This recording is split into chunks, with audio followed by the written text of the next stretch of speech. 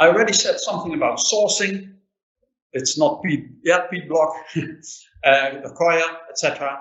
And about civil society organizations, which have this concern about the peat extraction, which have concerns about climate agreement and carbon dioxide emission.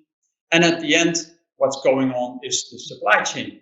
Professional growers like you listening to this webinar are growing, have this economies of scale, and is my supplier able to deliver at all times for the right quality, for the right price, etc.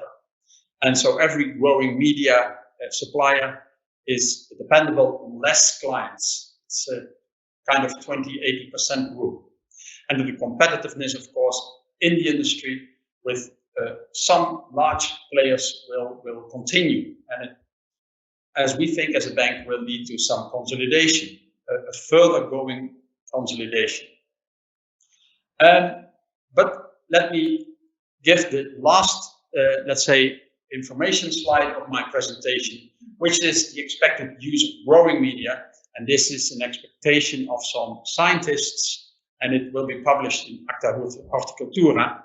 So it's not our expectation, it's not the expectation of the industry itself, no, from some scientists. And what they think the next 30 years is that approximately the amount of growing media will grow from 76 million cubic meters to 283. So a very large increase of use of growing media.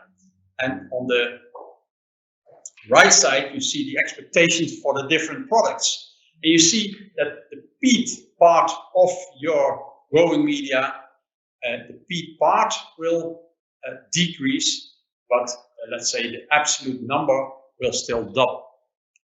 Well, that's it from my side for today. If you have some questions, well, please go ahead. And I thank you for your attention and for the time. Thank you. Yes, thank you, Lambert, for this great presentation. I think, yeah, for me it was quite clear, but I don't know how it is about the audience. So let's check if there are any questions coming in at our Q&A.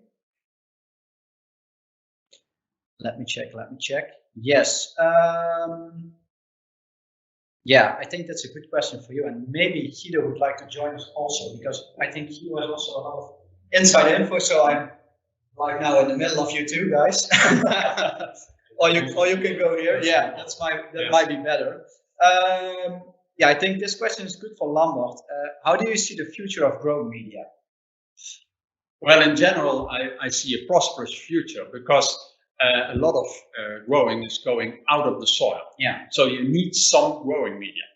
And there you have, of course, choice between the organic or the inorganic growing media. Yeah. And it's up to, let's say, the crop, the variety, the climate zone, the growing system, which growing medium you will choose. Yeah. But in general, I don't know if the figures of the scientists will, let's say, be the truth in 30 years, but I think there will be a growth, which is at least the growth of also the greenhouse growth we expect.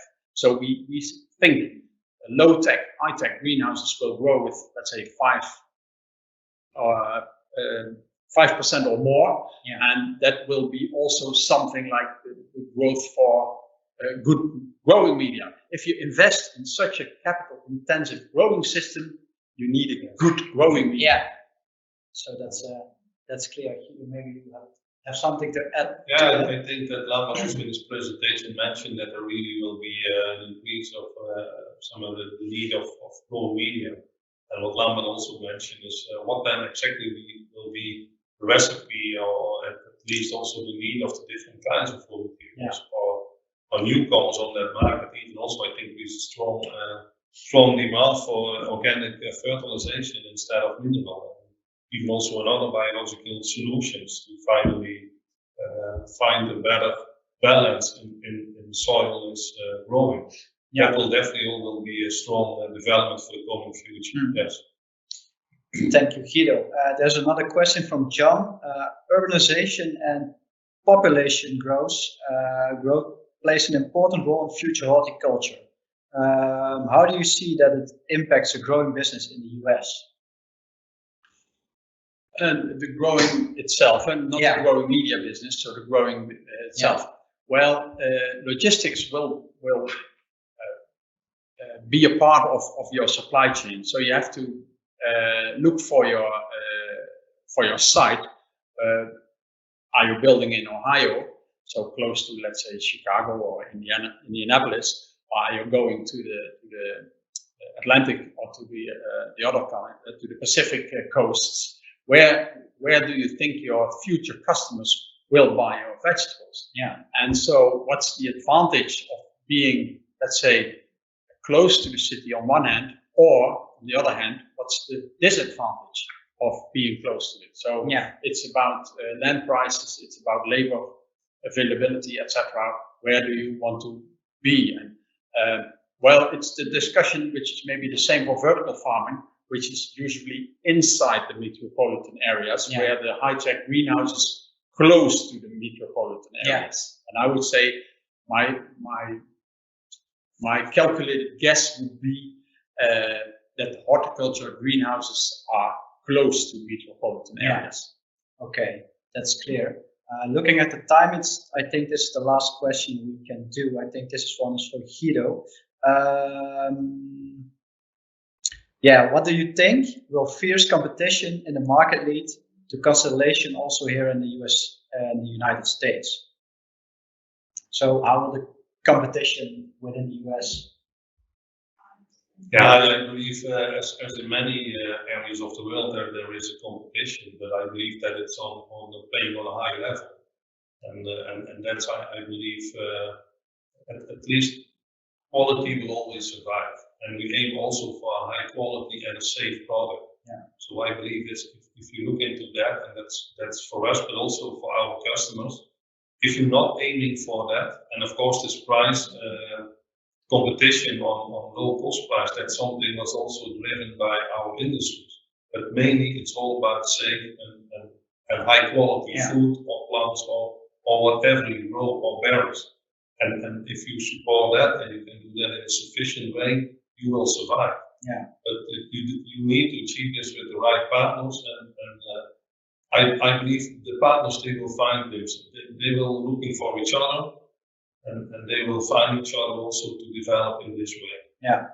Yeah, that's clear. I think there's no more questions that I see here. There's one question. I think I asked, and it comes back to that person what the stand is on organic production in a later stadium.